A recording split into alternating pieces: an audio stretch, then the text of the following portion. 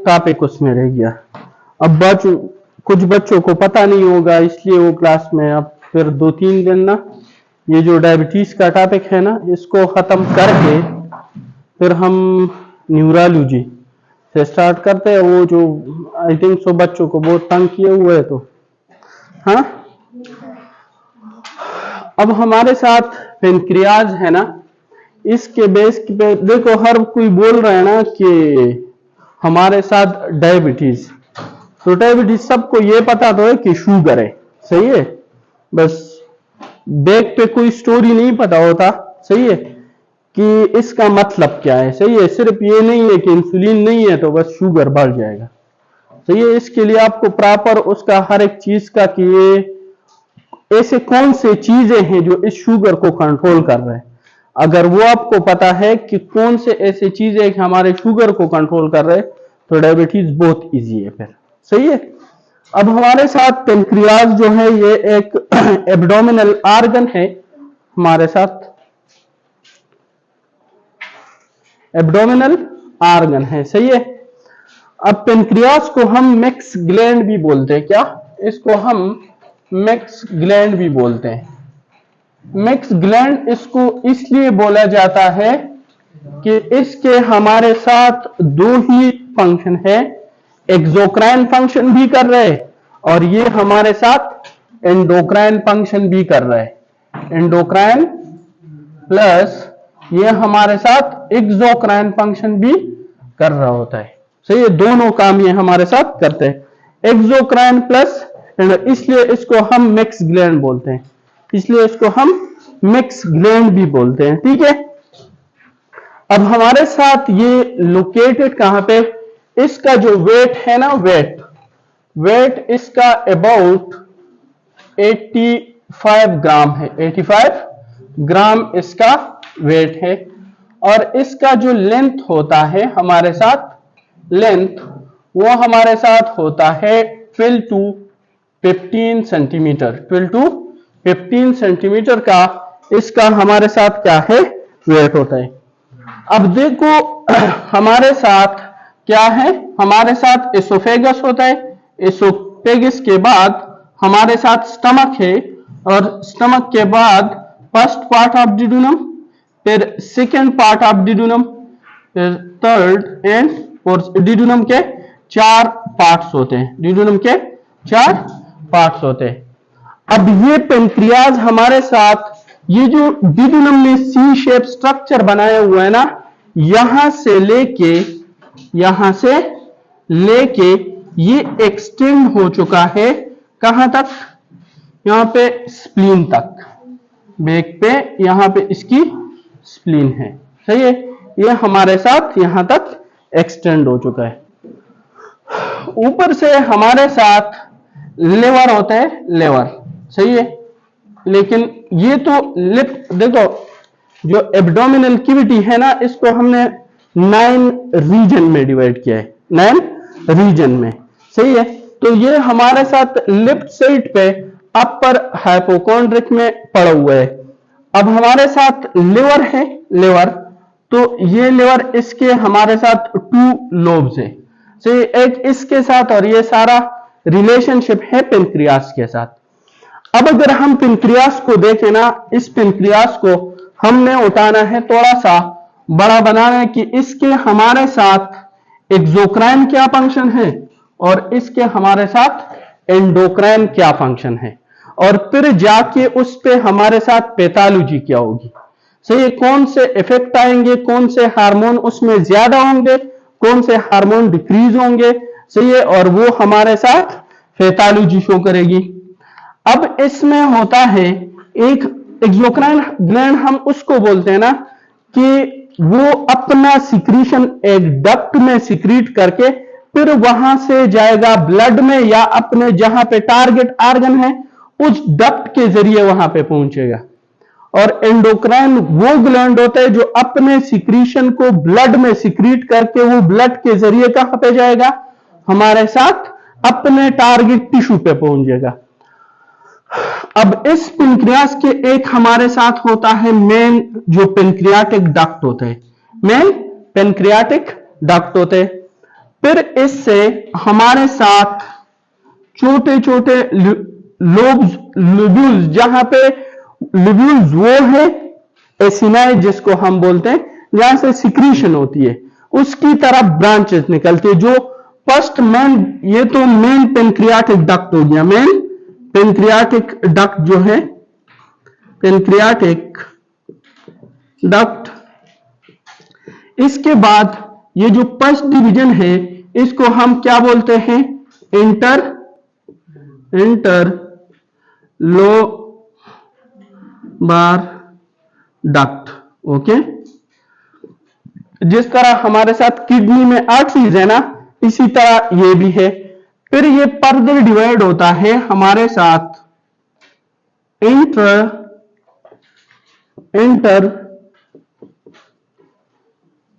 Lobular duct में, सही है। और मजीद ये डिवाइड होके इंटरक्लेटेड डक्ट में, इंटरक्लेटेड डक्ट में ये है हमारे साथ इंटरक्लेटेड डक्ट। अब ये इंटरक्लेटेड डक्ट हमारे साथ इसी तरह एक क्या होगा, एसिनाई, उसमें हमारे साथ क्या होगा, एसिनाई। और इस एसिनाई में हमारे साथ पिरामिडल सेल होते हैं। पिरामिडल इस टाइप के स्ट्रक्चर को ये चौकोर इसी तरह बना दे, दिस इज पिरामिडल स्ट्रक्चर, कि इसमें हमारे साथ क्या होते हैं, हमारे साथ पिरामिडल सेल्स होंगे इसी तरह, पिरामिडल सेल्स, सही है।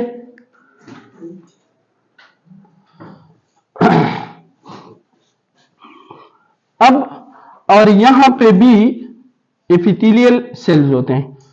ये जो इंटरक्लेटेड, इस बात को जरा समझो सही, ये जो इंटरक्लेटेड डक्ट है ना, इंटरक्लेटेड डक्ट, यहां पे हमारे साथ ये जो सेल्स होते हैं ना, एपिथेलियल सेल, ये सिक्रीट करता है किस चीज को, बाइकार्ब को, HCO3 बाइकार्बोनेट आयन को, सही है। और यहां पे ये जो सेल है, ये हमारे साथ एक्सोक्राइन सिक्रीशन करता है, ये एक्सोक्राइन सिक्रीशन। तो इसकी एक्सोक्राइन सिक्रीशन में एक हमारे साथ ट्रिप्सिनोजन है, ट्रिप्सिनोजन, एक है लाइपेज, दूसरा है एमाइलेज। ये मोस्ट इंपॉर्टेंट इसके 3 एंजाइम हैं, सही है। इसके अलावा भी और बहुत, लेकिन ये डिस्कस हमने ये करने हैं, सही है। इस पे आप लोगों ने खुद को समझना है।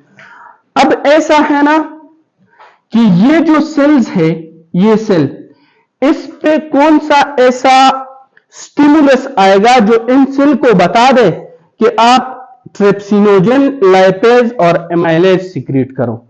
तो वो एक हमारे साथ एसिटाइल कोलिन है, एसिटाइल कोलिन, ये हमारे साथ कोलिनर्जिक नर्व है ना, कोलिनर्जिक नर्व, वो सिक्रीट करता है। और दूसरा हमारे साथ है CCK, ये इंटेस्टाइन में आई सेल होते हैं ना, आई सेल, वहां से आता है, सही है। CCK इस पे इफेक्ट करेगा। और यहां से ट्रिप्सिनोजन, लाइपेज और एमाइलेज सिक्रीट करेगा।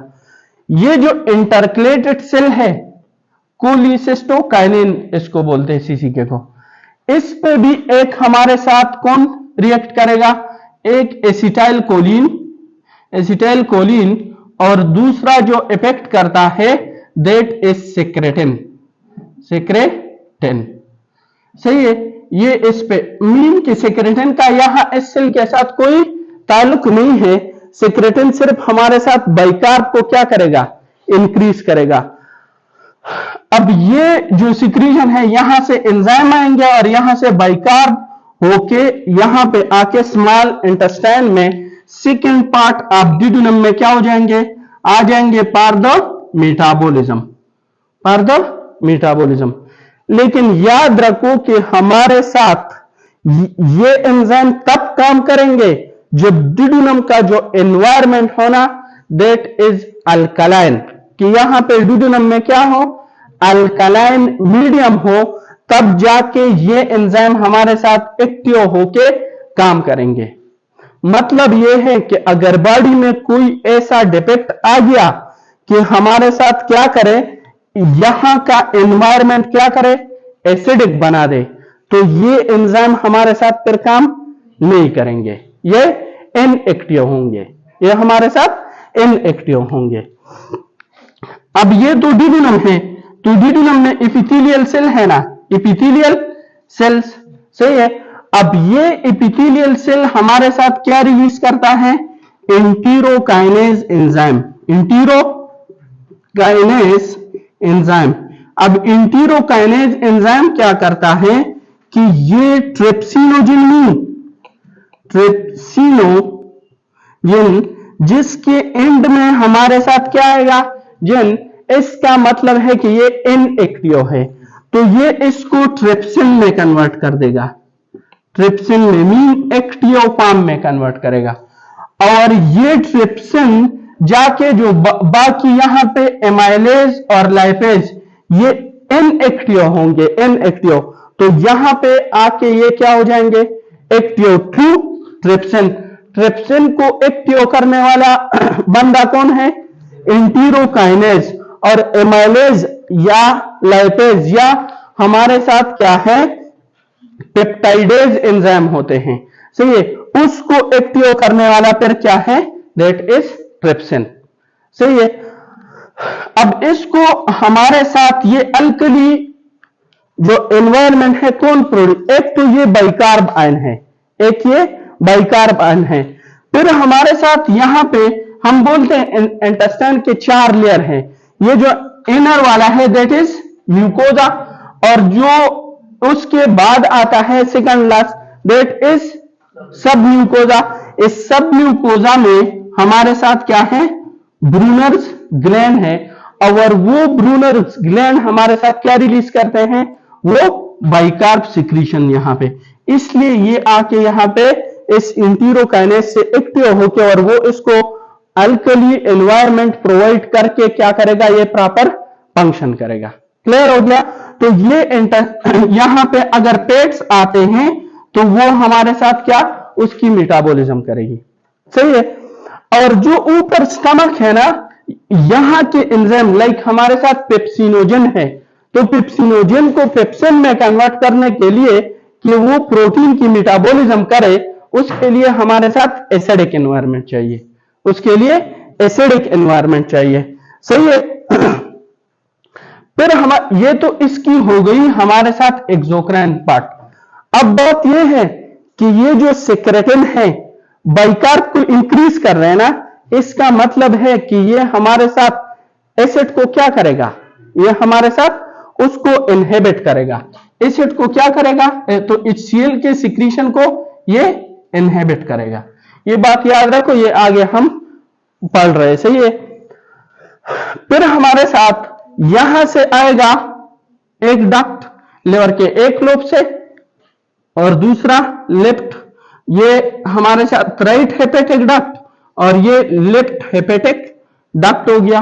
ये कंबाइन होके हमारे साथ कॉमन हेपेटिक डक्ट बना देगा। कॉमन हेपेटिक डक्ट मीन यहां पे लिवर हो गई, और ये इसके 2 लोब्स हो गए। अब एक हमारे साथ यहां से और एक यहां से, ये 2 डक्ट निकल गए, एक राइट हेपेटिक डक्ट और दूसरा लेफ्ट हेपेटिक डक्ट। ये दोनों कंबाइन होके हमारे साथ क्या बना लेगा, कॉमन हेपेटिक डक्ट। और ये कॉमन हेपेटिक डक्ट इसके साथ यहां पे हमारे साथ क्या पड़ा हुआ है, गॉल ब्लैडर। इस गॉल ब्लैडर से आता है सिस्टिक डक्ट। ये जब सिस्टिक डक्ट के साथ कंबाइन हो जाए तो बना देगा हमारे साथ कॉमन बाइल डक्ट, CBD। और ये इस पेनक्रियास के हिट के बैक पे आके इसके साथ कंबाइन हो जाता है यहां पे, तो बाइल भी इस सिक्रीशन में, ये जो मेन पेनक्रियाटिक डक्ट है ना, इसके सिक्रीशन में आ जाएंगे, यहां पे बाइल रिलीज होंगे, सही है। अब यहां पे इसके इर्द गिर्द यहां पे इस तरह स्मूथ मसल है, और वो स्मूथ मसल इसको क्या करते हैं, इसके सिक्रीशन को क्या करेंगे, कंट्रोल करेंगे, सही है। ये जो स्मूथ मसल है ना, इसको हम बोलते हैं sphincter of OD, sphincter of OD. और यहां पे जो हमारे साथ ये ओपनिंग है ना, ओपनिंग को इसको हम बोलते हैं ampoule of waiter, ampulla of waiter. ये हमारे साथ इसकी नॉर्मल एक्सोक्राइन एक्टिविटी है पेनक्रियास की, सही है। अब हमने बोला कि इसकी एंडोक्राइन एक्टिविटी भी है, तो एंडोक्राइन कुछ सेल ऐसे, ये तो डक्ट के जरिए आ रहे हैं ना, ये हमारे साथ किसके, डक्ट के जरिए आके यहाँ पे स्मॉल इंटेस्टाइन में क्या कर रहे, सिक्रीशन को छोड़ रहे। अब इसका जो एंडोक्राइन पोर्शन होगा वो हमारे साथ क्या करेगा, वो हमारे साथ ब्लड वेसल में, तो ये ब्लड वेसल इसके साथ यहां पे अटैच, और उसमें जाके ये हमारे साथ क्या करेगा, सिक्रीशन। अब एंडोक्राइन सेल हमारे साथ इसके दरमियान में, मिड में इसी तरह बहुत से सेल होते हैं, अबाउट 60 to 70%। इन सेल्स को हम क्या बोलते हैं, beta cell of pancreas, beta cell. फिर इसके पेरिफ्रीज पे हमारे साथ इस तरह सेल्स होते हैं पेरिफ्रीज पे, और इन पेरिफेरल सेल को हम बोलते हैं alpha cell of pancreas, alpha cell of pancreas. और कुछ यहां पे इसी तरह डिस्पर्स होते हैं, मतलब कुछ अंदर कुछ बाहर, इन सेल्स को हम बोलते हैं क्या, delta cell, delta cell, delta cells उसको बोलते हैं। अब ये जो अल्फा सेल है ना, ये रिलीज करते हैं हमारे साथ ग्लूकागॉन। ये जो बीटा सेल है ये रिलीज करते हैं इंसुलिन, ओके। और ये डेल्टा सेल रिलीज करता है सोमेटोस्टाटिन। ये जो सोमेटोस्टाटिन है इसको यूनिवर्सल इनहिबिटर भी बोला जाता है, यूनिवर्सल इनहिबिटर। इसका क्लिनिकल, ये सीसीके इसको भी रिलीज कर रहा है ना, सही है। जब इस को ये रिलीज करेगा मीन कि ये यहां पे सिक्रीशन, डिडुलम को सिक्रीशन देना चाहते हैं, सही है। अब जब डिडुलम को सिक्रीशन देना चाहते हैं तो उसके साथ बाइल को भी होना चाहिए ना, तो ये सीसीके जाके हमारे साथ क्या करेगा, इस बाइल जो ट्री है इस पे इफेक्ट करेगा और हमारे साथ क्या, बाइल को भी रिलीज करेगा। अब ये सोमेटोस्टाटिन हमारे साथ क्या है, यूनिवर्सल इनहिबिटर है, तो ये जाके सीसीके को भी, इन सारे हार्मोन्स को ना, इनको इनहिबिट रखता है। अब अगर ऐसा कोई कंडीशन आ गया जिसमें सोमेटोस्टाटिन क्या हो जाए, ज्यादा हो जाए, तो उसका इफेक्ट क्या होगा, सीसीके नहीं होगा ना, इसको रोक देगा, इसकी मोटिलिटी को, तो बाइल फिर फ्लो करेगा नहीं। जब बाइल फ्लो नहीं करेगा तो वो यहां पे सुपर सैचुरेट हो जाएंगे और हमारे साथ क्या, गाल स्टोन बना देंगे। अगर हमारे साथ यहां पे स्टोन है गाल ब्लैडर में, उसको हम कोलीलिथिएसिस बोलते हैं, कोलीलिथिएसिस, सही है। और अगर इस बिलियरी ट्री में हमारे साथ स्टोन है उसको कोलोडोकोलिथिएसिस बोलते हैं। अगर यहां पे इंफेक्शन, उसको हम क्या बोलेंगे, उस कोलिसिस्टा, और यहां पे उसको हम कोलेंजाइटिस बोलेंगे, सही है। ये आपके सर्जरी के एमसीक्यूज है, सही है, लेकिन वो तो फिर आपको सर्जरी में सर पढ़ा देंगे यहां पे जिसके साथ है, सही है। ये इसकी नॉर्मल जो हमारे साथ है ना फिजियोलॉजी है। अब बात ये है ना कि इसकी ब्लड सप्लाई, इस पेनक्रियास की ब्लड सप्लाई, हम बोलते हैं ना कि एक पोर ब्रेन है, एक हमारे साथ क्या है, मिड ब्रेन है, और एक हमारे साथ हैंड ब्रेन है। इसी तरह हमारे साथ एक पोर गट है, एक हमारे साथ क्या है, मिड गट है, और एक हैंड गट है। अब ये जो पेनक्रियास है ना, this is the part of foregut, this is the part of foregut. तो बड़ी बात यह है कि हमारे साथ दिस इज हार्ट, हार्ट है।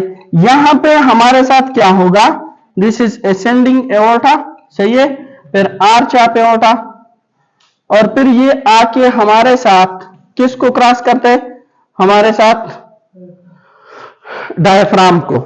ये डायफ्राम को ये आप लोगों की क्वेश्चन है कि एओर्टा कौन से लेवल पे, कौन से वर्टिब्रल लेवल पे हमारे साथ एंट्री करता है एब्डोमेन में, that is T12, T12 that is vagus nerve, जो T10 पे करता है, वेगस नर्व एंड एसोफेगस। अब हमारे साथ ये जब एओर्टा नीचे आएगा ना, तो 3 ब्रांच है, इस T12 से थोड़ा सा नीचे आके ये एक हमारे साथ एक बहुत बड़ा ब्रांच देता है, जिसको हम सिलियक ट्रंक बोलते हैं। उसको हम क्या बोलते हैं? Coeliac trunk. अब सिलियक ट्रंक के और एक हमारे साथ होता है L1 और L3 पे, L1 पे सुपीरियर मेसेंटेरिक आर्टरी और L3 पे इंफीरियर मेसेंटेरिक आर्टरी। ये तीनों आर्टरी हमारे साथ क्या करते हैं? ये इंटेस्टाइन को ब्लड सप्लाई देते हैं। अब सिलियक ट्रंक हमारे साथ क्या करता है? पोर गट को सप्लाई देता है। किसको सप्लाई देता है? पोर गट। और ये तो हमारे साथ पोर गट का पार्ट है, ये हमारे साथ क्या है? पोर गट का पार्ट है। इसका ये जो पार्ट है, ये हमारे साथ हेड, फिर हमारे साथ नेक, फिर हमारे साथ बॉडी और फिर हमारे साथ टेल। ये पेनक्रियास के पार्ट्स है। यहां पे एक बहुत इंपॉर्टेंट एमसीक्यूज है, इसको अगर समझ नहीं आ रही तो मुझसे फिर पूछ लेना, लेकिन ये एमसीक्यूज कंफर्म आता है पेपर में एनाटॉमी के लिहाज से। अब ये जो सिलियक ट्रंक है ना, सिलियक ट्रंक, इसके हमारे साथ सिलियक ट्रंक ये 3 ब्रांचेस देते हैं। कौन से 3 ब्रांचेस? एक हमारे साथ ये गैस्ट्रिक आर्टरी, गैस्ट्रिक, दूसरा हमारे साथ हेपेटिक एंड तीसरा ये हमारे साथ क्या देता है? Splenic artery, splenic artery. अब ये हेपेटिक आर्टरी एक ब्रांच दे जाता है हमारे साथ, किसको? That is duodenal artery, gastroduodenal artery.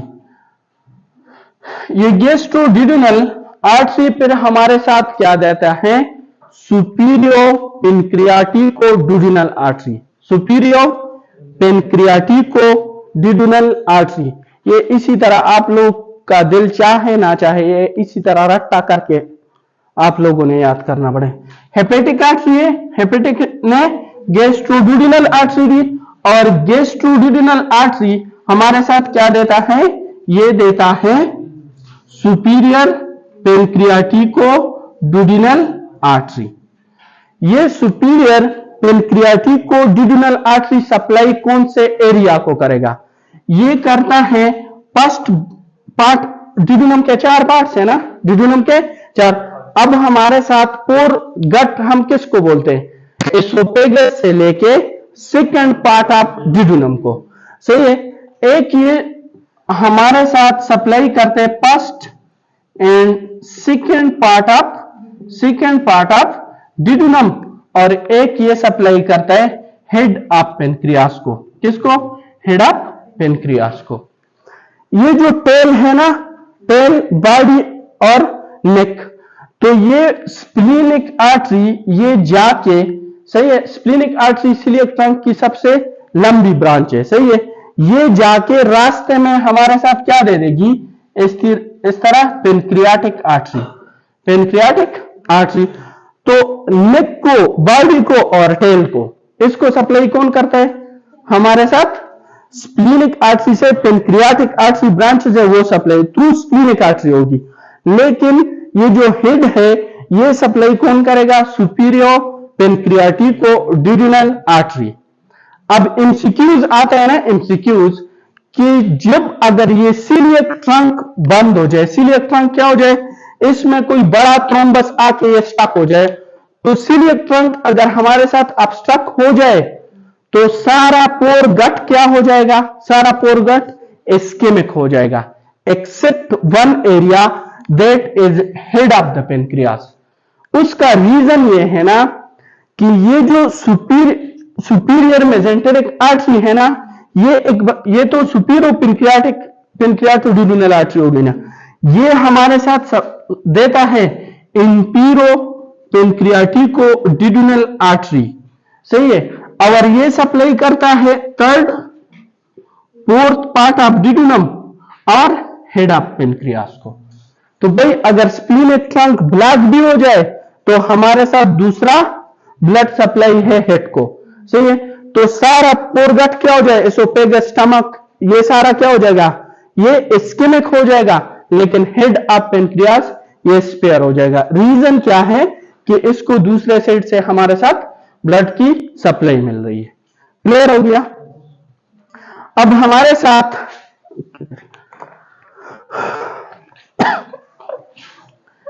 बात हमने पेनक्रियास की करनी है कि हमारे साथ क्या है, डायबिटीज पे जाना है। तो हमारा मेन जो कंसर्न है that is with beta cell of pancreas, beta cell of pancreas.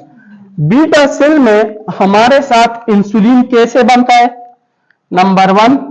फिर उसके लिए हमारे साथ स्टिमुलस की जो फैक्टर है वो क्या क्या है, सही है। ये आपने सारे क्या करने हैं, इसके बारे में जानना है। अब हमारे साथ होता क्या है कि इंसुलिन कब रिलीज होगा, insulin, beta cell of pancreas insulin को रिलीज कब करेगा, सही है। अगर हमारे साथ क्या हो जाए, हाइपर ग्लाइसीमिया। स्टिमुलस क्या है इसके लिए, इंसुलिन के लिए, फर्स्ट क्या होगा, stimulus for the insulin, okay, इसके लिए स्टिमुलस। तो हमारे साथ हाइपर ग्लाइसीमिया, अगर बॉडी में क्या हो जाए, हमारे साथ ग्लूकोज की लेवल क्या हो जाए, ज्यादा हो जाए, हाइपर ग्लाइसीमिया। नॉर्मल जो लेवल है that is from 80 to 125 milligram per decilitre, okay, normal. फिर मैं आप लोगों को उसका जो क्राइटेरिया है बता दूंगा कि डायबिटीज को आपने कैसे, कौन सा पेशेंट आप उसको बोलते हैं कि this is diabetic. Hyperglycaemia ये क्या करेगा, ये हमारे साथ स्टिमुलस है। और भाई दो और हमारे साथ स्टिमुलस है इसके लिए, एक है GLP-1 ग्लूकोज लाइक पेप्टाइड, सही है, GLP-1 एक ये है, सही है। और एक हमारे साथ है, इसको हम बोलते हैं GIP, इन दोनों को हम इनक्रेटिन बोलते हैं, GIP, इन दोनों को इनक्रेटिन बोलते हैं, इनक्रेटिन, सही है। अगर आप लोगों से कोई पूछे ना कि हम ऐसा करें कि एक बंदे को आईवी ग्लूकोज इंजेक्ट करे, आईवी ग्लूकोज इंजेक्ट करे, और दूसरा बंदा क्या करे, काना ले ले, कुछ काले, तो कौन से बंदे में इंसुलिन की लेवल ज्यादा रिलीज है, दैट इज ओरल। रीजन क्या है, ये बहुत इंपॉर्टेंट बात है। ये जो इनक्रेटिन है ना, ये जीआई सेल रिलीज करते हैं, और ये दोनों जाके पेनक्रियास के बीटा सेल को क्या करेगा, स्टिमुलस दे देगा कि आप क्या करो, आप रिलीज करो किस चीज को, इंसुलिन को। तो ऐसा कोई ड्रग अगर किसी बंदे को क्या है, हमारे साथ डायबिटीज है, तो ऐसा अगर कोई ड्रग है कि वो सिंपल इसकी तरह क्या करे, इनक्रेटिन की तरह काम करे, सही है, तो वो क्या करता है, इंसुलिन को ज्यादा रिलीज करेगा। तो एक ऐसे ड्रग है हमारे साथ एंटी डायबिटिक, जो वो इनक्रेटिन के एनालॉग है, इनक्रेटिन के एनालॉग है, मीन कि इन दोनों जैसे काम करेगा, सही है। और ये हमारे साथ कौन से सेल, ये जीआईटी हमारे साथ क्या करता है, रिलीज करते हैं, जो इंटेस्टाइनल सेल्स है, ओके, क्लियर हो गया। अब ये दोनों आ गए ना, दोनों, तो ये ग्लूकोज, एक तो ये डायरेक्ट जाके इंसुलिन को क्या करेगा, रिलीज करेगा, और दूसरा जब ग्लूकोज आ जाए ना, ग्लूकोज हमारे साथ, ग्लूकोज, तो वो क्या कर देगा, वो हमारे सेल में एक चैनल है जिसको हम GLUT2 बोलते हैं, GLUT2। अब ये GLUT2 क्या करता है, GLUT2, ग्लूकोज अंदर आ गया सेल में, ग्लूकोज अंदर आ जाएगा सेल में, ओके। अब जब ग्लूकोज सेल के अंदर जाता है, साइटोप्लाज्म में उसके साथ क्या होता है, ग्लाइकोलाइसिस स्टार्ट होती है ना, फॉर द एनर्जी। जब ग्लाइकोलाइसिस स्टार्ट हो जाएगी तो ग्लाइकोलाइसिस के थ्रू इससे हमारे साथ क्या आ जाएगा, एटीपी। अब इस एटीपी का काम क्या है, इस एटीपी का काम क्या है? इस एटीपी का काम यह है कि इस सेल में हमारे साथ क्या होते हैं, इसी तरह चैनल्स होते हैं, इसी तरह चैनल्स होते हैं। और ये चैनल क्या करते हैं, ये चैनल पोटाशियम को बाहर लेके जाते हैं, पोटाशियम को बाहर लेके जाते हैं कि सेल से बाहर जाए। अब जब सेल से बाहर पोटाशियम जाएगा तो पोटाशियम पे पॉजिटिव चार्ज है ना, तो जब पॉजिटिव चार्ज सेल से बाहर जाएगा वो एक्टिव होता जाएगा या रेस्टिंग स्टेट में जाएगा। पॉजिटिव चार्ज को हम बाहर निकाल रहे हैं तो हमारे साथ क्या होगा, वो रेस्टिंग स्टेट में जाएगा ना, सही है, वो हमारे साथ रीपोलराइज होगा।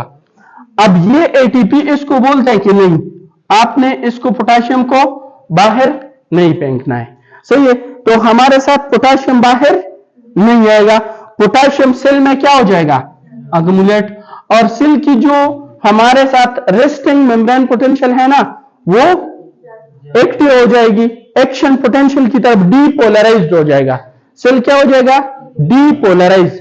जब सेल डीपोलराइज हो जाए तो हमारे साथ क्या आ जाएगा, सेल के अंदर कैल्शियम आ जाएगी, कैल्शियम, और ये कैल्शियम क्या कर देगा, यहां पे विजिकल्स है ना, विजिकल्स, सही है, उसमें हमारे साथ ये इंसुलिन स्टोर होता है, इंसुलिन, और इस इंसुलिन को क्या बोले कि आप क्या हो जाओ, सिक्रीट हो जाओ, तो इंसुलिन बाहर आके हमारे साथ एक्टिव हो जाएगा और अपना फंक्शन स्टार्ट कर देगा।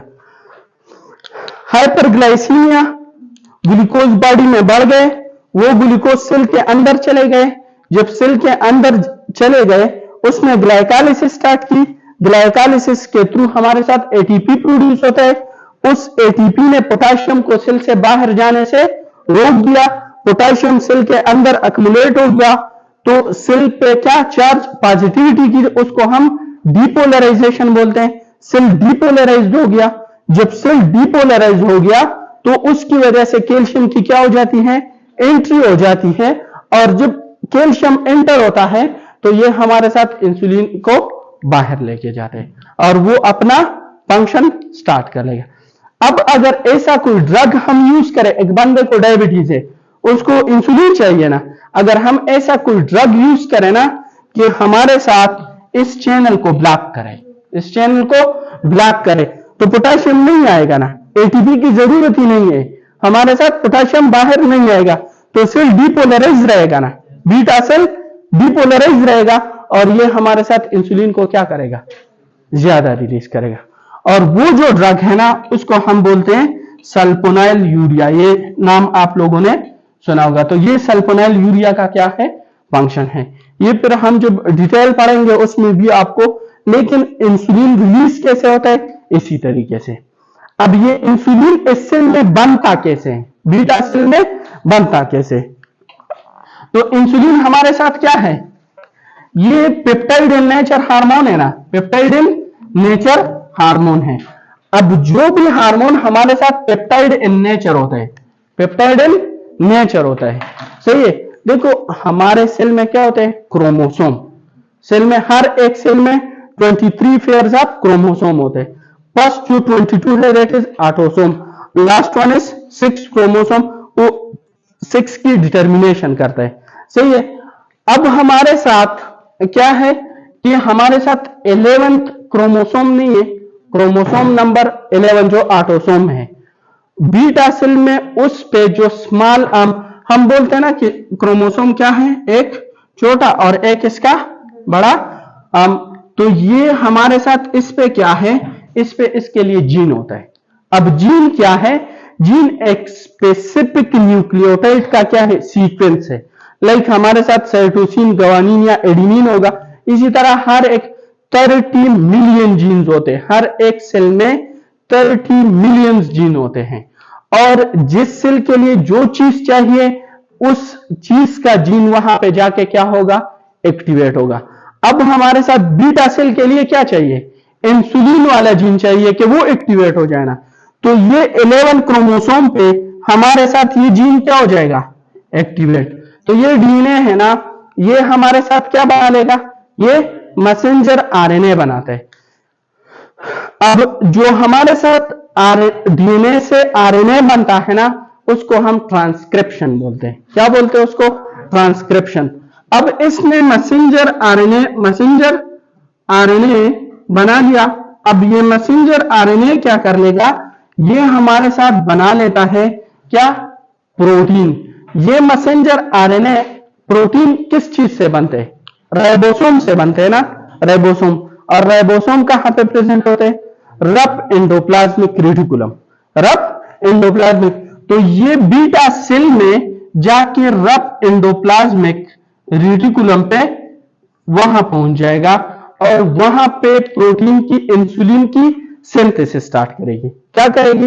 इंसुलिन की सिंथेसिस स्टार्ट करेगी। अब जब इंसुलिन बनता है ना, तो ये हमारे साथ एक इसमें होता है इनिशिएशन चेन। एक हमारे साथ क्या होता है? Initiation chain. फिर उसके बाद हमारे साथ एक चेन होता है इसमें, ए चेन, सही है। फिर हमारे साथ आ जाता है सी चेन और फिर आ जाता है ए। ओके, ए हमारे साथ ए बी और ए सी और बी। अब ये जो दोनों चेन होते हैं ना, ये ए और बी, ये इसी तरह एक दूसरे के साथ क्या होते हैं? बाउंडेड। और इन दोनों के दरमियान ये जो बांड है ना, इसको हम डाई सल्फाइड बांड बोलते हैं, डाई सल्फाइड बांड। और ये जो सी चेन है ना, इसको हम सी पेप्टाइड भी बोलते हैं, सी पेप्टाइड। ये जो स्ट्रक्चर है जिसमें हमारे साथ ए बी और सी चेन है और डाई सल्फाइड और इनिशिएशन चेन है, इसको हम क्या बोलते हैं? Pre pro insulin. This is pre pro insulin. अब मीन कि प्री प्रो इंसुलिन हमारे साथ किस चीज में चेंज होगा? प्रो इंसुलिन में। ये चेन होगा प्रो इंसुलिन में। ये हमारे साथ क्या है? ये हमारे साथ पेप्टाइड है ना, इनिशिएशन भी पेप्टाइड है ना। तो पेप्टाइडेज एंजाइम आके इससे ये वाला जो पेप्टाइड का चेन है ना, ये इनिशिएशन वाला, ये रिमूव कर देगा। And the remaining component is pre insulin, सही है। अब बाद में आके जब ये रिलीज होगा ना, इसके लिए हमारे साथ सिग्नल आएगा, जब अब हमने कि इंसुलिन क्या हो जाए? रिलीज हो जाए, तो वहां पे फिर हमारे साथ पेप्टाइडेज एंजाइम आके इस पे एक्ट करेगा। तो ये जो सी पेप्टाइड है ना, ये जो प्रो इंसुलिन था ना, प्रो इंसुलिन से ये सी पेप्टाइड रिमूव कर देगा। सी पेप्टाइड क्या हो जाएगा? रिमूव हो जाएगा। सी पेप्टाइड रिमूव हो जाएगा। अब ये जाके गाल्जी अपरेटस में एक वेसिकल में स्टोर होंगे। इस वेसिकल में हमारे साथ प्रेजेंट होंगे एक जिंक, दूसरा सी पेप्टाइड, तीसरा हमारे साथ इंसुलिन और एक मॉलिक्यूल बनेगा दैट इज एमाइलिन।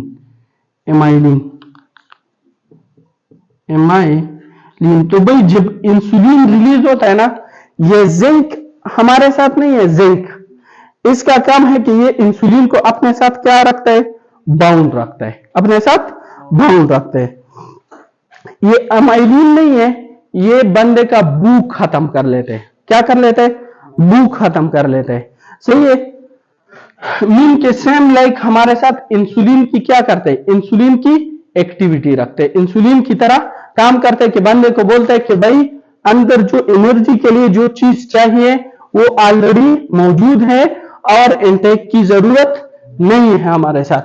तो देखो ऐसा भी एक ड्रग है हमारे साथ जो वो बिल्कुल हमारे साथ एमाइलिन की तरह एक्ट करता है, बिल्कुल एमाइलिन की तरह एक्ट करता है। उसको हम क्या बोलते हैं? उसको हम अमाइलिन एनालॉग बोलते हैं, अमाइलिन एनालॉग। और ये यहाँ पे ये जो सारे आज प्लीज जरा घर पे जाके ना ये चेक कर लेना कि अमाइलिन एनालॉग ये लिखा हुआ है, सही है। ये सारे ड्रग है या सल्फोनाइल यूरिया यहाँ पे कि ये क्या इसका, फिर ये हम फार्माकोलॉजी में डिस्कस कर लेंगे, सही है। सल्फोनाइल यूरिया का या हमारे साथ ये जो इंक्रेटिन है ना, इसके GLP-1 इसका एनालॉग ये सारे इसमें लिखे हुए, सही है, at the end of the chapter. तो ये आज जाके आप लोग जरा इसको स्टडी कर ले, सही है, कि इसमें ये क्या लिखा हुआ है। तो एक उसकी तरह अब जब इंसुलिन के लिए स्टिमुलस आएगा, स्टिमुलस क्या आएगा, या एनक्रेटिन आएंगे या हाइपर ग्लाइसीमिया, तो ये सारे रिलीज होंगे, ये हमारे साथ सारे, ये सारे चीजें हमारे साथ रिलीज होंगे। अब जब हम इंसुलिनोमा, मैं आप लोगों को बताता हूं अभी, इंसुलिनोमा अगर हम डिस्कस करेंगे ना, उसको हम चेक करेंगे कि एक बंदे को इंसुलिनोमा है, तो हम कैसे ये डिसाइड करेंगे कि ये जो अंदर इंसुलिन है ना, ज्यादा इंसुलिन, ये हमारे साथ एंडोजीनियस इंसुलिन है या ये इंसुलिन बाहर से इंजेक्ट किए हुए। क्योंकि बाज औकात इस तरह होता है कि लोगों को समझ नहीं आती ना, समझ, ये में भी ये बात मैंने आप लोगों को की भी होती। हम पिम्स में थे, हमारे साथ एक लड़की थी, अभी भी मुझे याद है, और बहुत जलील किया हुआ था उसी रात। उसको हमने 10 यूनिट्स बताए थे, 10 यूनिट्स।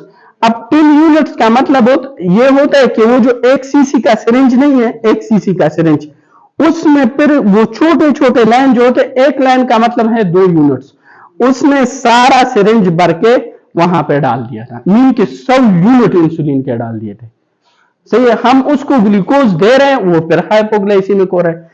लास्ट में हमने उससे पूछा कि ये भाई क्या किए हुए हमने, बोलते कि सिर्फ 3 यूनिट्स तो दिए। कितना 10 यूनिट, ये 100 यूनिट्स दिए थे। तो ये बाज औकात गलती हो जाए तो फिर आप चेक करते हो कि ये एक्सोजीनियस है या एंडोजीनियस इंसुलिन है। क्लियर? तो अगर एंडोजीनियस है तो साथ में सी पेप्टाइड भी ज्यादा होंगे, साथ में सी पेप्टाइड भी ज्यादा होंगे। इसी तरह ये हमारे साथ स्टिमुलस क्या हो गया इसका, और हमारे साथ इसके क्या है, इसके रिलीज किस तरह, पार्मेशन, मीन पार्मेशन कैसे होते हैं ये इंसुलिन के। अब जब इंसुलिन तो आ गया आपके साथ, तैयार हो गया रिलीज, इसके जो रिसेप्टर है ना, रिसेप्टर, इंसुलिन के लिए जो रिसेप्टर है उसको हम बोलते हैं tyrosine kinase receptor, tyrosine kinase receptor. अब टायरोसिन ये जो रिसेप्टर है ना, टायरोसिन, अब ये 1 पास रिसेप्टर है। अब इंसुलिन आ गया, इंसुलिन, और इसने क्या किया है, इस पे इफेक्ट किया है इंसुलिन, टायरोसिन काइनेज रिसेप्टर। और कौन सा हार्मोन यूज करते हैं हमारे साथ बॉडी में, हाँ, IP3, that is second messenger, that is not hormone, वो मैंने आप लोगों को बताया था, सही है। ग्रोथ हार्मोन जानते हो, growth hormone, that is also tyrosine kinase link receptor. अब काइनेज का मतलब ये है ना, काइनेज का मतलब ये होता है कि ये हमारे जो जिस एंजाइम के एंड में काइनेज आता है ना, उसका ये मतलब है कि ये हमारे साथ फास्फोराइलेशन करता है। फास्फोराइलेशन, फास्फोराइलेशन मीन कि फास्फेट को ऐड करता है, फास्फेट को ऐड करता है। अब जब ये इंसुलिन यहां पे एक्ट करेगा तो ये हमारे साथ अंदर क्या कर लेगा, ये IP3 के लेवल को इंक्रीज करता है। क्या करता है, IP3 के लेवल को इंक्रीज करता है, IP3 के लेवल। और ये IP3 सिंपल सी, वहां पे एक वर्ड लिखा है इस बुक में, मैप और रास, सही है, मैप और रास पाथवे को ये एक करेगा हमारे साथ फास्फोराइलेशन यहां पे विजिकल्स के, ये विजिकल्स क्या होता है, ये ग्लूटपोर्ट ट्रांसपोर्ट होता है, ग्लूटपोर्ट ट्रांसपोर्टर। ये पहला हमारे साथ क्या था, वो MCQs था अभी तक जो हमने पढ़ा है कि हेड ऑफ पेनक्रियास को क्या, वो हमारे साथ मैक्रोज, सिर्फ आज एक वो पॉइंट था। दूसरा पॉइंट ये है ना कि हमारे साथ इंसुलिन डिपेंडेंट ग्लूकोज ट्रांसपोर्टर कौन सा है, that is GLUT four, that is GLUT four. Okay, तो ये आके इसको फास्फोराइलेट करेगा और इसको क्या करेगा, मेम्ब्रेन पे एक्सप्रेस करेगा। जब ये सेल के मेम्ब्रेन पे एक्सप्रेस करे ना इस ग्लूटपोर को, तो हमारे साथ क्या, ग्लूकोज अंदर आ जाएगी सेल में, तो ब्लड से ग्लूकोज सेल के अंदर आ जाएगा और हमारे साथ हाइपरग्लाइसीमिया क्या हो जाएगी, डिक्रीज हो जाएगी। ओके, हमारे साथ हाइपरग्लाइसीमिया डिक्रीज हो जाएगी। क्लियर? तो इसी तरह ये, तो याद रखो कि ग्लूट पोर, अब ग्लूट पोर हमारे साथ इंसुलिन डिपेंडेंट है, इंसुलिन डिपेंडेंट है, और ये होता कहां पे है? एडिपोस टिश्यू में और स्केलेटल मसल में, adipose tissue and skeletal muscle. एक इस ट्रांसपोर्ट के लिए हमारे साथ इसकी एक्सप्रेशन के लिए क्या चाहिए? इंसुलिन। और दूसरा, अगर कोई बंदा एक्सरसाइज करे ना, तो एक्सरसाइज भी हमारे साथ इस ग्लूट पोर के लिए एक स्टिमुलस है कि वो क्या करे, वो ग्लूट पोर को आके एक्सप्रेस करे सेल के सरफेस पे और हमारे साथ ग्लूकोज को अंदर लेके जाए। सही है? ये हमारे साथ हो गई इसकी कि इंसुलिन काम कैसे करते हैं। अब इंसुलिन का फंक्शन क्या होगा? इंसुलिन के फंक्शन सिंपल सी, आप इंसुलिन क्या चीज है? इंसुलिन एक हार्मोन है और एनाबोलिक हार्मोन है। क्या है? एनाबोलिक हार्मोन है। याद रखो कि ये इंसुलिन को कम करेगा। अब वो सारे काम जो बॉडी में इंसुलिन को, ग्लूकोज को क्या करते हैं? डिक्रीज करते हैं। इंसुलिन को डिक्रीज कैसे किया ग्लूकोज को डिक्रीज कैसे किया जा सकता है? या तो ग्लूकोज को क्या करो, सेल के अंदर लेके जाओ। सही है? दूसरा, जब ग्लूकोज को अंदर लेके गया, उसको लिपिड में, तो लाइपोजेनेसिस, इंसुलिन को इंटरनलाइज करेगा। दूसरा, लाइपोजेनेसिस मीन के लिपिड को क्या करेगा? बढ़ा देगा। तीसरा, प्रोटीन की सिंथेसिस को क्या कर देगा? बढ़ा देगा। चौथा, हमारे साथ ग्लाइकोजन की ब्रेकडाउन को ना करने देना, कि हमारे साथ ग्लाइकोजन की ब्रेकडाउन ना हो जाए, उसको रोकते। तीसरा, ये हमारे साथ प्लाज्मा में क्या करते हैं? किडनी से सोडियम को रीएब्जॉर्ब करते हैं, किडनी से सोडियम को रीएब्जॉर्ब करते हैं और पोटाशियम को सेल के अंदर लेके जाते हैं। रीएब्जॉर्प्शन और पोटाशियम को सेल के अंदर लेके जाना, इसमें डिफरेंस है। सही है? हमारे साथ सोडियम को क्या करेगा? इसको रीएब्जॉर्ब करेगा प्लाज्मा में। तो प्लाज्मा में अगर सोडियम बढ़े तो हाइपर नाइट्रीमिया काज करेगा, हाइपर नाइट्रीमिया। और अगर पोटाशियम को सेल के अंदर लेके जाता है तो हमारे साथ क्या होगा? That is hypokalaemia. अब hypokalaemia is a medical emergency, ये एरिथमिया काज करता है। तो भाई, जब आप एक हाइपरग्लाइसेमिक पेशेंट को ट्रीट करते हो और आप उसको इंसुलिन दे रहे हो, तो ये माइंड में रखना है कि ये इंसुलिन ग्लूकोज को तो अंदर लेके जाता है सेल में, लेकिन साथ साथ पोटाशियम को भी अंदर लेके जाएगा। ऐसा ना हो हाइपरग्लाइसीमिया से बंदा मरे या ना मरे, लेकिन हाइपोकिलीमिया की वजह से मर जाएगा। सही है? हाइपरग्लाइसीमिया, हाइपोग्लाइसीमिया, हाइपोकिलीमिया एंड हाइपरकिलीमिया, ये चारों मेडिकल इमरजेंसीज केसेस। सही है? इसमें क्या हो जाता है? बंदा एक्सपायर हो जाते हैं। और ये मोस्ट कॉमनली, अगर यहां पे अर्थक्वेक का परसों वो आया था ना आप लोगों ने, ये उसी टाइम होते हैं। बाज औकात ऐसे होता है ना, अर्थक्वेक एक कंट्री पे आ गई, अगर प्रोक्सिमली ये लिम्ब ठीक है, सही है, यहां पे एक वो पत्थर पड़ा हुआ है ये यहां पे, और ये मसल क्या हो चुका है? इसकी रेब्डोमाइलाइसिस हो चुकी है। कभी भी उस पेशेंट से आपने डायरेक्टली जाके एग्रेसिव होकर वो पत्थर मत हटाना। उसका रीजन ये, जैसे ये आपने हटा दिया ना, वो मर जाएगा। रीजन क्या है? कि यहां पे मसल की क्या हो चुकी है? ब्रेकडाउन हो चुकी है। और मसल के अंदर क्या है? पोटाशियम है। वही पोटाशियम ब्लड में शामिल होकर क्या ऊपर चला जाएगा, बाकी ब्लड में मिक्स हो जाएगा और वहां पे एरिथमिया काज करके पेशेंट मर जाएगा उसकी वजह से। सही है? तो ये हमारे साथ क्या है इंसुलिन के बारे में। अब थोड़ा सा हमारे साथ ये जो सेल्स थे ना, सेल्स, एक हमारे साथ क्या था? एक हमारे साथ इंसुलिन की, इंसुलिन, अगर इंसुलिन कहां से रिलीज हो रहा था? बीटा सेल ऑफ पेनक्रियास से। अगर बीटा सेल की क्या हो जाए? ट्यूमर हो जाए। बीटा सेल की क्या हो जाए? ट्यूमर। उसको हम क्या बोलेंगे? इंसुलिनोमा। मीन की बॉडी में क्या ज्यादा होगा? इंसुलिन ज्यादा होगा। तो उस पेशेंट को क्या होगा जब इंसुलिन ज्यादा हो जाए? नॉर्मली एक बंदे में उसको रिपीटेड अटैक आएंगे हाइपोग्लाइसीमिया के,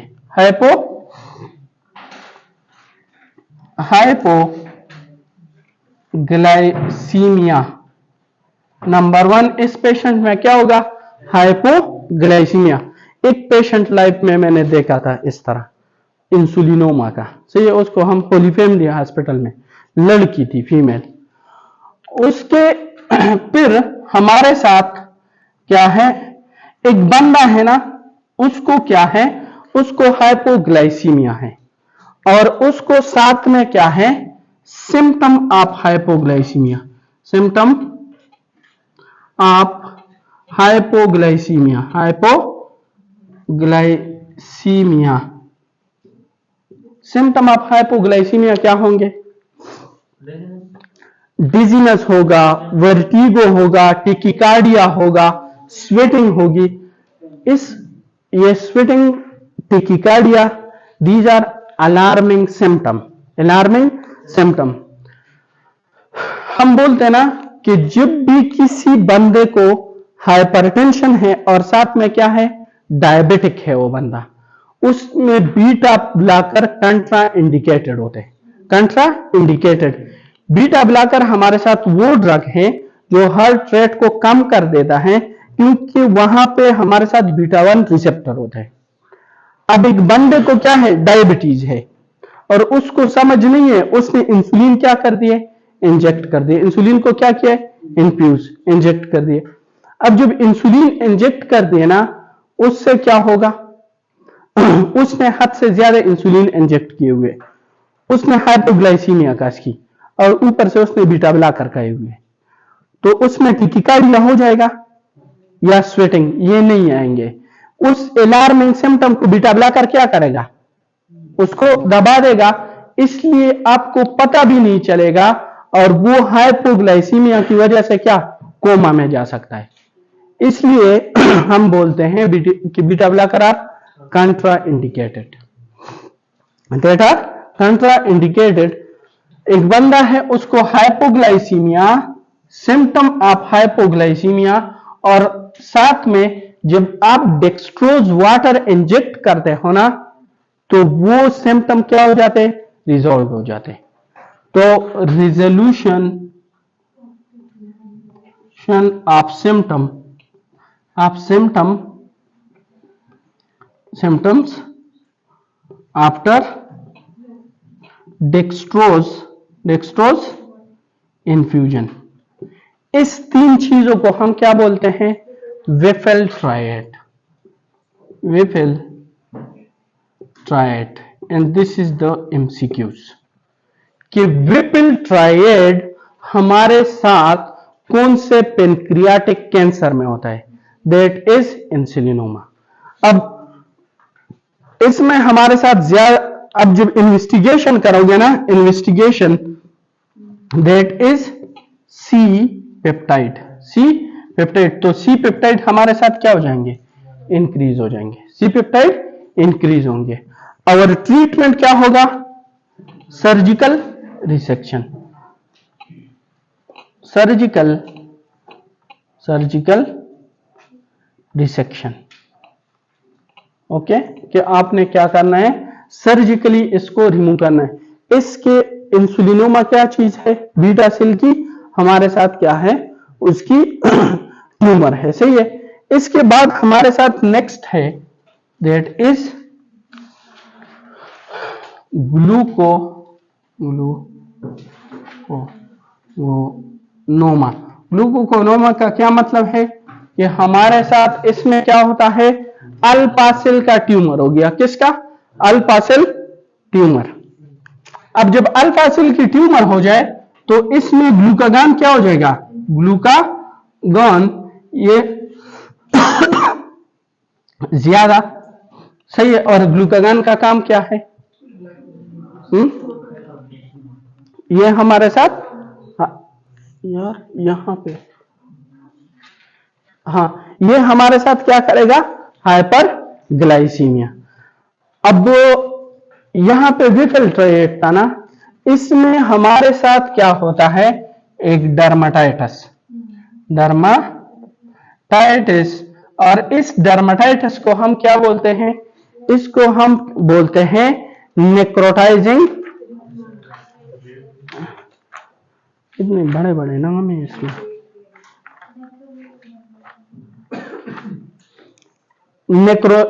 नेक्रोलाइटिक माइग्रेटरी एरिथीमा, नेक्रोलाइटिक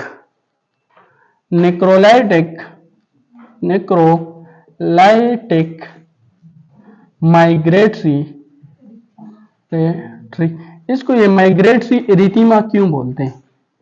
मीन कि ये बॉडी में एक जगह पे होगा नहीं, यहां पे आ जाएगा, 2-3 दिन बाद आप देखोगे तो यहां पे होगा, फिर लोअर लिम्ब पे चला जाए, फिर एब्डोमेन पे आ जाए, ये माइग्रेट होता है। और ये डर्मेटाइटिस में होता क्यों है इसमें? बिकॉज ऑफ पेट्स, ओके, कि हमारे साथ क्या है, बहुत ज्यादा इसमें क्या हो जाती है, पेट्स, ग्लूकोज ज्यादा है ना, तो ग्लूकोज हमारे साथ क्या होगा, वो लिपिड्स में कन्वर्ट होगा, और हाइपरलिपिडीमिया की वजह से इसमें हमारे साथ क्या हो जाती है। इसके बाद आ जाता है कि इसमें क्या होगा, डायबिटीज, ओके, डायबिटीज होता है हमारे साथ, इसमें क्या होगा, डायबिटीज, क्योंकि, और थर्ड पे हमारे साथ डिक्लाइन वेट मीन कि हमारे साथ क्या होता है कि हमारे साथ वेट डिक्रीज होता है। एक्चुअली इसका तो बोलते हैं कि ये इडियोपैथिक रीजन, लेकिन जो भी हमारे साथ, ये हमारे साथ कैंसर है ना, कैंसर, और जब भी इस तरह क्रोनिक डिजीज होता है ना, क्रोनिक डिजीज, तो उसमें हमारे साथ रिलीज होता है tumour necrotic factor, inflammatory condition बन जाते हैं वहां पे। और ट्यूमर नेक्रोटिक फैक्टर का काम क्या है, वो हमारे साथ बेसल मेटाबॉलिक रेट को क्या करते हैं, इंक्रीज। जब बेसल मेटाबॉलिक रेट इंक्रीज हो जाता है तो वो हमारे साथ वेट लॉस करता है, सही है। तो एक हमारे साथ इसमें वेट, फिर हमारे साथ लिपिड ज्यादा होंगे ना, तो उसकी वजह से हमारे साथ क्या हो जाती है, थ्रोम्बोसिस हो जाती है, and it can lead to DVT. ये हमारे साथ क्या करता है, डीवीटी, और ये लीड करता है डिप्रेशन एंड डायरिया, ये हमारे साथ 6 D's इसके क्या है, इसके हमारे साथ प्रेजेंटेशन है इसके, ठीक है। इसके ट्रीटमेंट जो हमारे साथ है, दैट इज सर्जिकल रिसेक्शन, सही है, कि हम सर्जिकल रिसेक्शन करते हैं। इसके बाद आ जाता है हमारे साथ सोमेटो, अगर डेल्टा सेल की हो जाए ना, तो वो क्या हो जाएगा, सोमेटोस्टेटिनोमा। अब सोमेटोस्टेटिनोमा के हमारे साथ खुद देखो, सोमेटोस्टेटिनोमा में क्या हो जाएगा, हमारे साथ सोमेटोस्टाटिन क्या हो जाएगा, सोमेटोस्टाटिन, सिंपल सी बात है, ये इंक्रीज हो जाएगी, सोमेटोस्टाटिन क्या हो जाएगी, इंक्रीज। अब सोमेटोस्टाटिन हमारे साथ क्या है, दिस इज यूनिवर्सल इनहिबिटर, ये सीसीके को क्या कर लेगा, सीसीके, ये हमारे साथ क्या हो जाएगी, डिक्रीज। जब सीसीके डिक्रीज हो जाए तो जो बिलिरुबिन है उसकी मोटिलिटी क्या हो जाएगी, इनहिबिट हो जाएगी, and that can lead to gallstone, okay, उसकी वजह से क्या हो जाएगा, गाल स्टोन। दूसरा हमारे साथ ये क्या कर ले, गेस्ट्रिन को क्या करेगा, इनहिबिट, और गेस्ट्रिन का काम क्या है, HCl को रिलीज करना। जब HCl रिलीज होना बंद हो जाएंगे तो उसकी वजह से हमारे साथ क्या होगा, that is lead to chlorhydria. Anaemia किसने बोला, एनीमिया, यस, एनीमिया भी हो सकता है, सही है।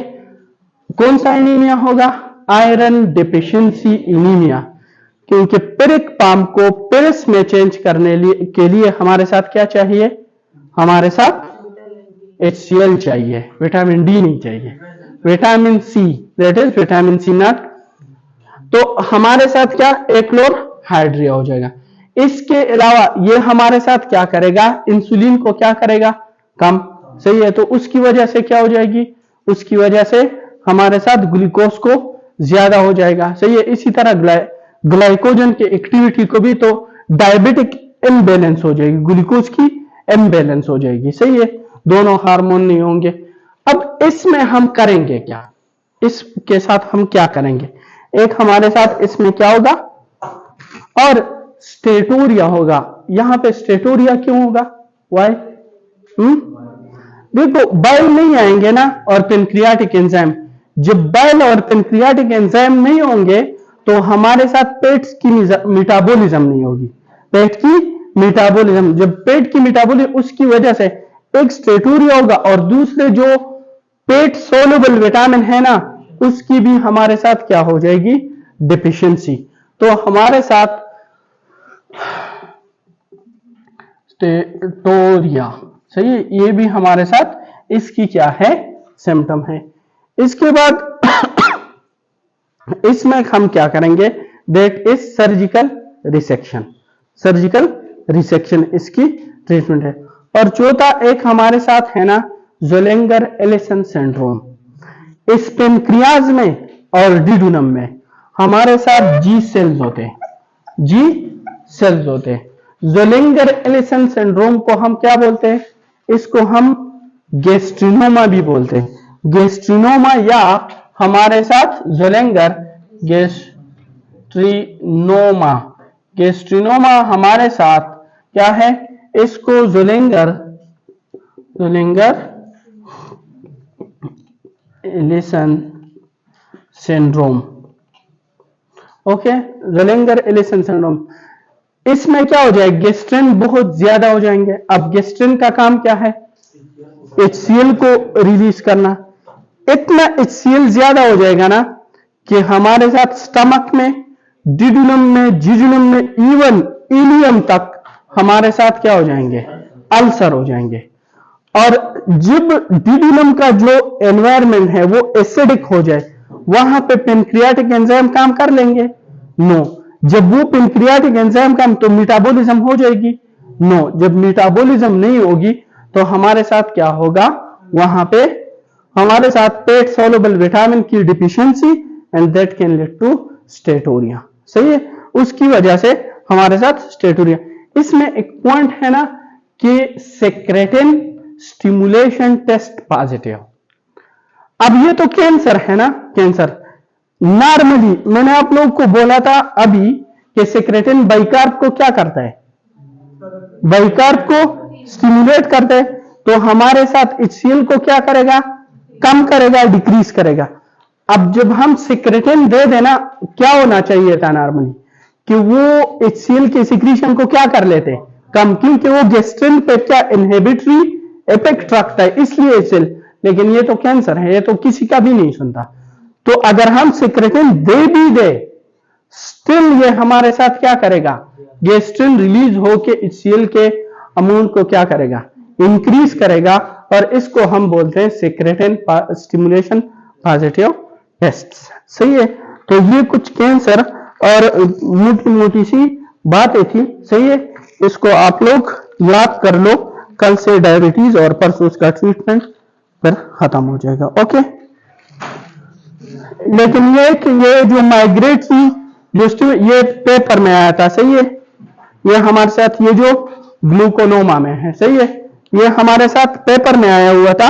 तो ये नेक्रोलाइटिक माइग्रेटरी एरिथीमा, ये याद रखो, एक हेड ऑफ पेनक्रियाज वाले MCQs याद रखो, सही है। ओके भाई, थैंक यू।